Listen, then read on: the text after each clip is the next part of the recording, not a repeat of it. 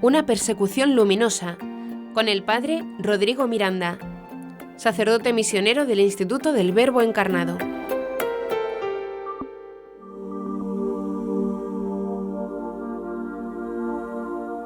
Hola amigos, soy el padre Rodrigo Miranda, sacerdote misionero del Instituto del Verbo Encarnado. Como es evidente para todos, el rol de los medios de comunicación fue determinante en el origen, desarrollo y desenlace, aún en progreso, del conflicto en Siria. La estrategia mediática más o menos planeada fue mutando y adaptándose de acuerdo a cómo se iban dando las circunstancias, qué beneficios podían alcanzar sus actores y qué problemas causaban para uno u otro frente. Este protagonismo de los medios condujo los destinos de las partes implicadas en un nivel sustancial. Es un método que impulsa diversos discursos que benefician a unos u otros y perjudican a unos y otros. Lógica confusa que no solo producía sus efectos al interior de la zona de guerra, agravándolos cada vez más, sino que también al exterior, es decir, a los gobiernos implicados, a las áreas comerciales, etc., hasta llegar al ciudadano de lugares bien alejados, pero que también se hacía o les hacían una opinión de lo que sucedía en terreno. El profesor Pablo Zapag, catedrático de la Universidad Complutense de Madrid, y quien ha seguido el conflicto desde muy cerca, analizándolo y viéndolo en perspectiva, como indica el título de uno de sus libros, dice que las características del conflicto revelan la capacidad de la propaganda y que define como una poderosa influencia, un instrumento al servicio de la actuación de potencias exteriores que desde el principio mediatizaron decisivamente el devenir de la crisis siria. La opción propagandística de las potencias regionales y globales que intervinieron en favor de algunos grupos protagonistas de la sublevación armada siria fue la de subrayar y deformar los elementos internos para luego proyectarlos globalmente. Estamos hablando entonces de un aparato cuyo fin no es informar, sino crear una opinión determinada e influyente a beneficio de una agenda mundial. Esto fue, de hecho, lo que nosotros experimentábamos desde dentro, es decir, durante los años que vivimos en la guerra en Siria. Fuimos testigos de cómo los medios construyeron una narrativa que encauzaba determinantemente los hechos.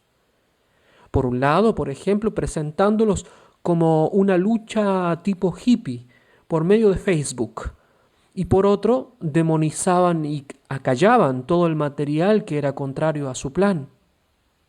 Aquellas paupérrimas manifestaciones disidentes las presentaban a modo de documental dramático, en los que los hippies árabes hablaban siempre con el último suspiro de su legítima lucha en pro de la libertad, o se presentaban como víctimas que suplicaban el apoyo de la comunidad internacional, ya que contaban con el último recurso para vencer. Por el contrario, y desde el comienzo, las grandes cadenas informativas internacionales y regionales se esforzaron con todos los recursos mediáticos por tapar todo aquello que, como hemos descrito en relatos anteriores, manifestaba la injusticia y la brutalidad satánica de los supuestos moderados.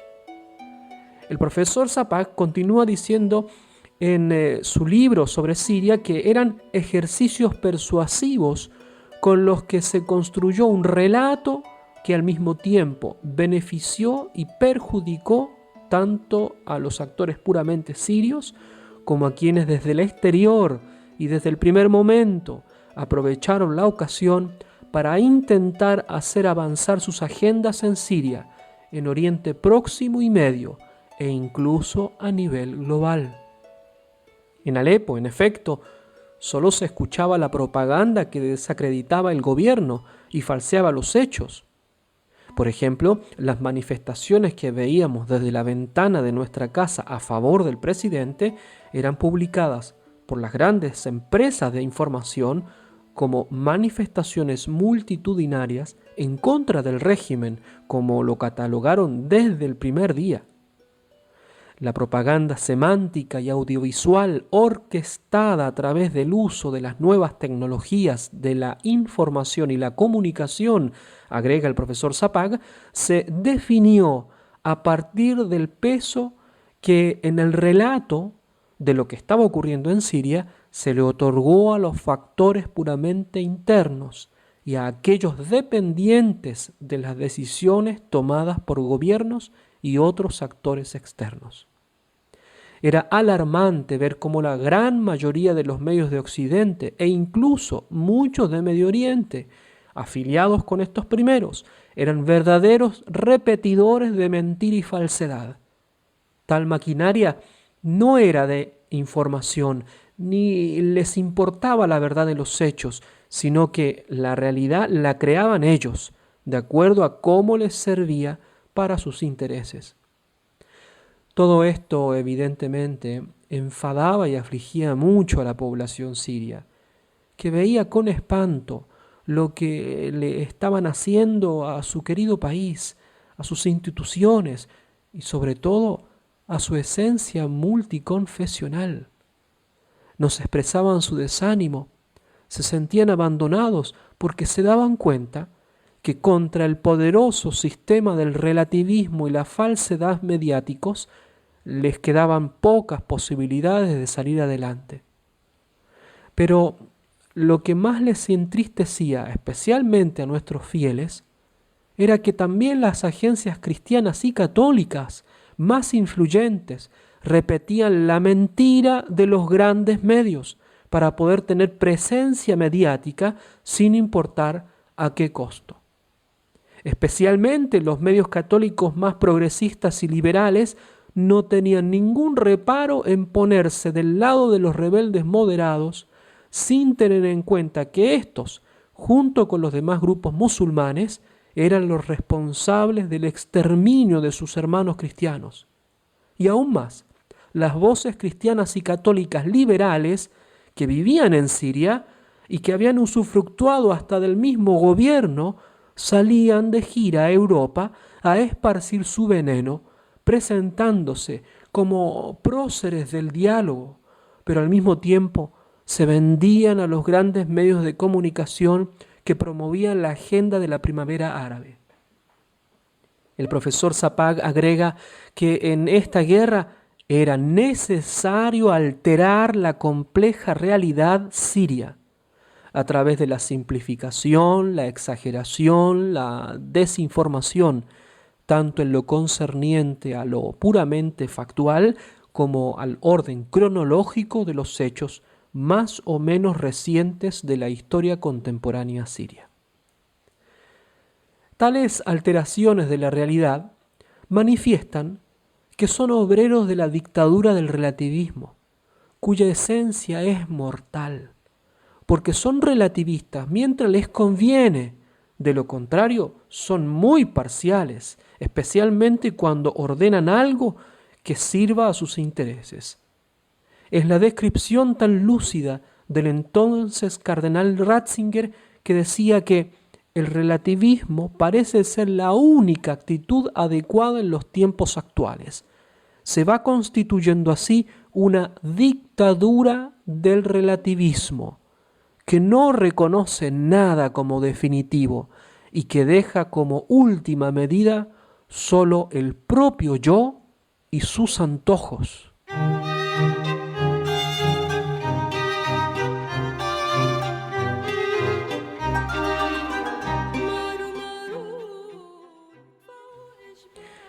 En el conflicto sirio, en el contexto de la situación incluso actual de nuestras sociedades, queda de manifiesto que el yo caprichoso y relativista al que se refiere Ratzinger ya no es el yo del individuo común, sino es el super yo de las grandes corporaciones y aliados mediáticos, aquellos que dictatorial y taxativamente nos dicen lo que tenemos que creer mediante información decorada con datos científicos manipulados y falsos.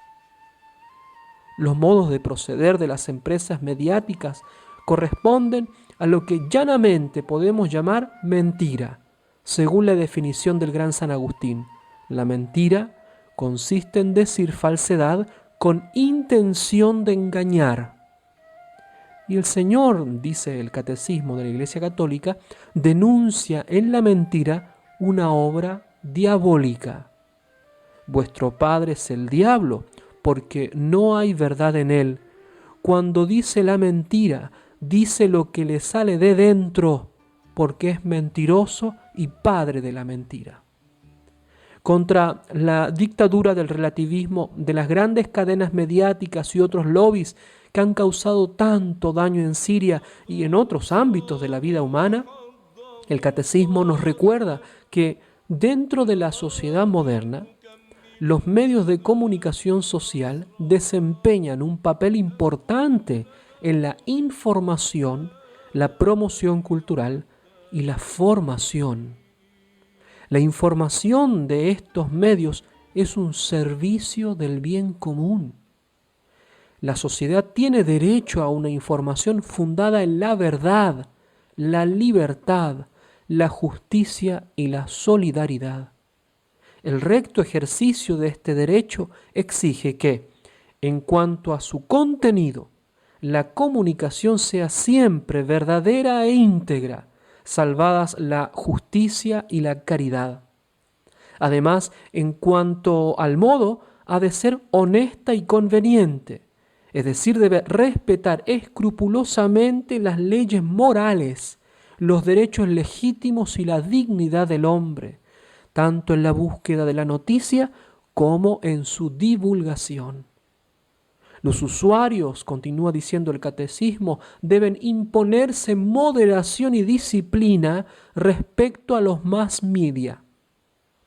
Han de formarse una conciencia clara y recta para resistir más fácilmente las influencias menos honestas. Por razón de su profesión en la prensa, sus responsables tienen la obligación en la difusión de la información de servir a la verdad y de no ofender a la caridad. Han de esforzarse por respetar con una delicadeza igual la naturaleza de los hechos y los límites, el juicio crítico respecto a las personas. Deben evitar ceder a la difamación. Como resultado del pecado, el amor por la verdad ha disminuido y los hombres se engañan unos a otros, a menudo por egoísmo o por intereses personales o corporativos. Solo siendo radicalmente fieles a la gracia de Cristo, los cristianos se aseguran de ser guiados en la verdad, porque en la actualidad vivir en la verdad es un regalo precioso que hay que cuidar. La verdad nos hace libres. Que Dios los bendiga mucho.